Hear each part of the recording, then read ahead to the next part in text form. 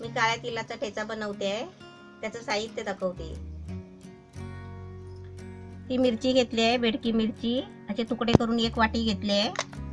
म्हणजे आपल्याकडे समजा मिरची नसेल ना तर आपण मिरची पावडर घेतली तरी पण चालेल. आणि त्याच्यासाठी आहे ना हे धने घेतले आहे. हे अख्खे धने आहेत. हे 2-3 चमचे आपण घ्यायचे. म्हणजे समजा आपल्याला अशी 1 वाटी बरसे घेतली ना मिरची, तर त्याच्यामध्ये धने घ्यायचे असे अर्धी वाटी किंवा 2-3 चमचे धने घ्यायचे. आणि याच्यासाठी आहे ना हे मीठ घ्यायचं आहे आपल्याला चवीपुरतं. अर्धी वाटी लसूण घेतली आहे. अर्धी वाटी लसूण आहे. म्हणजे समजा 2-3 कांदे लसणीचे घ्यायचे. आणि हे आहे ना मेन म्हणजे आहे ना आपण जी तिळाची चटणी बोलतो ना, ठेचा बोलतो, त्याच्यासाठी हे काळे तीळ आहेत. हे काळे तीळ आहेत ना लांबडे आहेत. हे काळे तीळ आहेत. असे काळे तीळ असतात लांबडे. हे आणायचे आणि आपण आहे ना डबा भरून पावसामध्ये आहे ना असा ठेचा बनवून आता ठेवला ना तर ते पावसामध्ये उपयोगी पडतो. भाकरी बरोबर, चपाती बरोबर असं म्हणजे तोंडाला लावण्यासाठी हे असं लोणच्यासारखा असा ठेचा बनवून ठेवायचा. आणि त्याच्यासाठी 1 वाटी सुकं खोबरं घेतलंय, किसून घेतलंय. आता मी काय करते, आता मी हे सर्व साहित्य आहे ना मी भाजून घेणार आहे. हे मी टाइम सोडून आहे ना मी 4 वस्तू भाजून घेणार आहेत पहिले आणि त्याच्यानंतर आहे ना मी तुम्हाला दाखवते. आता मी गॅस पेटवलाय आणि तवा ठेवलाय. आता मी पहिले आहे ना धने भाजून घेते. गॅस फास्ट केलाय आणि आता आपल्याला हे धने भाजून घ्यायचे आहेत. आपल्याला समजा मिरची मसाला घरातला वापरला ना तर धने आणि मिरची वापरायची गरज नाही. मसाला डायरेक्ट आहे ना तिळामध्ये खोबरं मसाला घालून आपण बारीक ठेचा बनवू शकता. आता मी 100 ग्राम तीळ घेतले आहे. 100 ग्राम मध्ये आहे ना 1 वाटी खोबऱ्याची घ्यायची, सुक्या खोबऱ्याची 1 वाटी घ्यायची. आणि त्याच्यानंतर आहे ना 1 वाटी अर्धी वाटी मसाला घ्यायचा, म्हणजे मिरची पावडर घ्यायचा. म्हणजे आपल्याकडे तयार मसाला असेल तर मिरची पावडर म्हणजे अर्धी वाटी घ्यायची.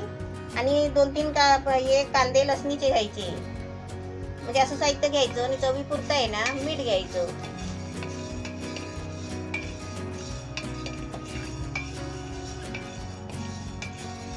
धने भाजताना आहे ना धन्याचा वास येतो मस्तपैकी. म्हणजे चांगला छान सुगंधच येतो. त्याचे वास आला आणि असं दूर येतो बघा असा. म्हणजे असे चांगले भाजले समजायचे. गोल्डनचे जास्त करपवायचे नाही. गॅस बारीक करून आहे ना ते खाली ताटात काढून घ्यायचे. मिरची आहे ना मिरची आपण घेतली तर ती शेवटला भाजायची. कारण काय माहिती आहे मिरचीचा ठसका लागतो. परत आता मी गॅस फास्ट केलाय. आणि भाजायच्या टायमाला गॅस फास्ट करायचा आणि भाजत आला ना की गॅस कमी करायचा. असं खोबरं आहे ना असं चांगलं भाजून घ्यायचं. भाजून कशासाठी घ्यायचं खोबरं, म्हणजे खवट नाही होत. आणि ही वस्तू कशी आहे माहिती आहे, हा चटणीचा म्हणजे कसा आहे वापर करायचा, म्हणजे असं पावसामध्ये आता भाजीपाला भेटत नाही त्याच्यामुळे काय करायचं, भाकरी चपाती वगैरे असली तर चटणीचा ठेचा घ्यायचा आणि भाकरी खायची. आणि वर्षभर टिकण्याची वस्तू आहे म्हणून भाजून घ्यायची. हा ठेचा आहे ना भरपूर असा बनवून ठेवायचा डब्यामध्ये. आणि फ्रीजमध्ये पण ठेवायची काही गरज नाही. असंच बरणीमध्ये प्लास्टिकच्या डब्यामध्ये वगैरे करून ठेवायचा. आता खोबरा मस्त भाजला आहे. आता मी हा खोबरा काढून घेते आणि तीळ भाजते. आता हे तीळ भाजते. आपण तव्यामध्ये वस्तू भाजायला टाकली ना मग गॅस फास्ट करायचा. आणि ते भाजत आलं ना थोडं मग ते गॅस कमी करायचा. म्हणजे कसं करपत नाही मग. आता हे तीळ मी भाजायला घेतले आहेत ना, आता त्याचा आवाज येत नाही बघा. आणि तीळ भाजायला आले ना मग त्याचा आवाज कटकट असा आवाज, म्हणजे तीळ फुटतात ना ते, त्याचा आवाज येतो भाजताना. मग ते तीळ फुटायला लागलेत ना, आवाज यायला लागला ना, टकटक आवाज येतो. मग आपण समजायचं, मग ढवळतच राहायचं थोडं, म्हणजे सगळे सारखे भाजून घ्यायचे. आता आवाज येतोय बघा, म्हणजे ते भाजायला आले.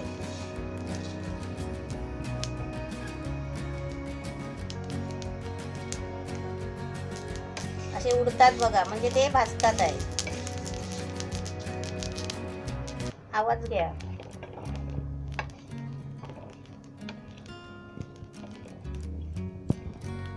आणि याचा पण भाजताना आहे ना सुगंध चांगला येतो. टिक आवाज यायला लागला ना म्हणजे सगळे उडतात, असे भाजतात आपल्या. आणि आपण मग गॅस आहे ना कमी करायचा परत. आणि गरम तव्यावर आहे ना त्याचे जरा हलवत राहायचे, म्हणजे ते सगळे भाजून निघतात.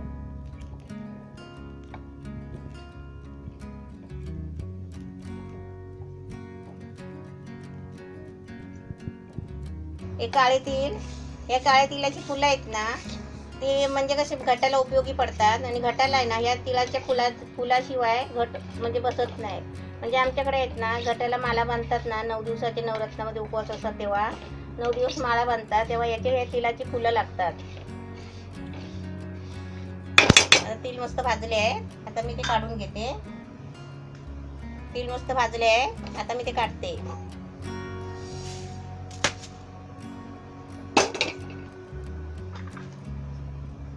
आता मी थोडी लसूण गरम करून घेते.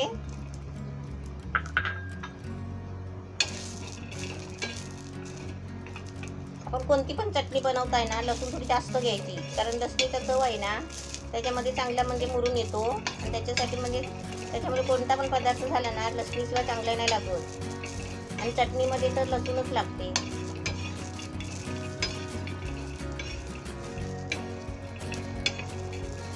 लसूणाची कढई आहे ना, तव्यावर गरम करून घ्यायची.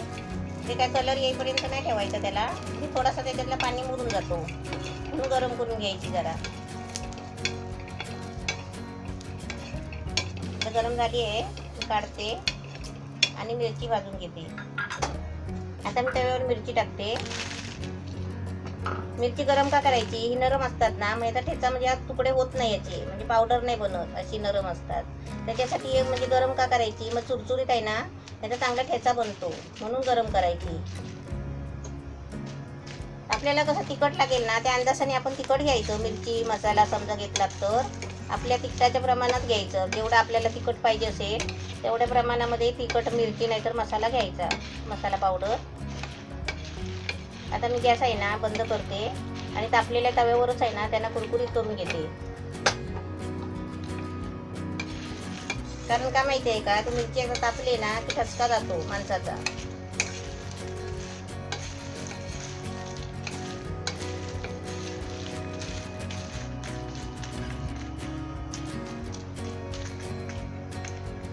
तव्यावर असे पातळ करायचे, कारण का तर सगळीकडे तवा तापलेला असतो ना, त्याच्यामुळे त्याची साल मिरचीची लगेच गरम होते.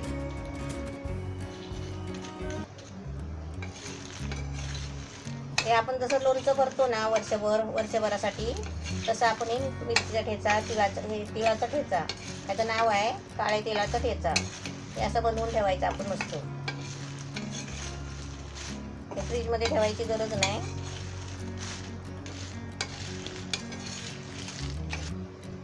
आता मिरची अशी चांगली भाजली एक मी. आता थंड होईपर्यंत आहे ना तव्यावरच ठेवायची, कारण तो तवा गरम असतो ना, त्याच्यामुळे त्याला कुरकुरीतपणा चांगला येतो मिरचीला, आणि ते वाटायला पण चांगले जातात खुसखुशीत. आता मी तुम्हाला डायरेक्ट आहे ना वाटताना दाखवते.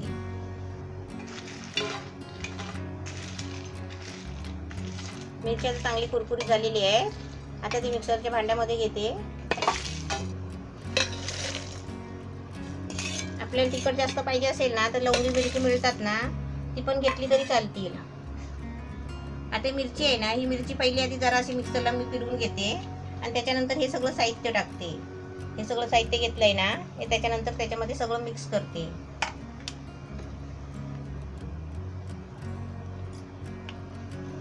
असा मिरचीचा ठेचा बनवून घेतलाय. हे बघा, असं म्हणजे थोडा कच्चा करून घ्यायचा पहिला. त्याच्यामध्ये धने टाकायचे, तेल टाकायचं आणि खोबरं टाकायचं. लसूण आहे ना शेवटला टाकायची, कारण लसूणने आहे ना तिखटपणा येतो आणि मिक्सरमध्ये मग फिरत नाही.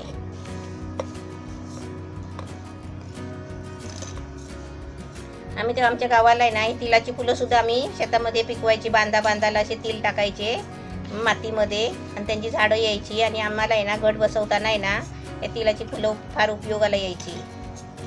तिळासाठी आम्ही नाही पिकवायचे, आम्हाला फुलाची गरज होती, म्हणजे गरज असायची घटाला नवरत्नामध्ये, तेव्हा आम्ही तिळ आहे ना जमिनीमध्ये मातीमध्ये टाकायचे.